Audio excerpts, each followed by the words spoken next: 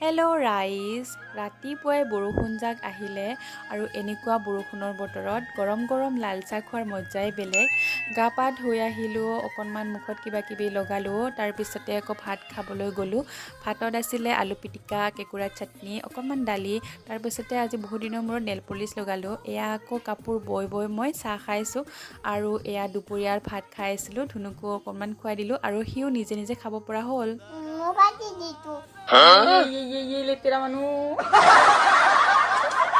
আৰু এয়া ধুনুক যেতিয়াই আমাৰ তাত ভাত খুৱাওঁ বা য'তে খালেও এনেকুৱাই অৱস্থা হয়। ভাত খাই আকৌ মই তাঁতত বহিলোঁ। সন্ধিয়া আকৌ কিবা এটা খাবলৈ মন যায় নহয়, সেয়ে মই ঘৰতে পকৰি বনাইছিলোঁ। আকৌ দেউতাই আনিলে চিকেন চাওমিন, তাকো অকণমান খালোঁ। মানে আমি 100 টকাৰ চাওমিন আনি আমি খাইছোঁ 4 ভাগ কৰি।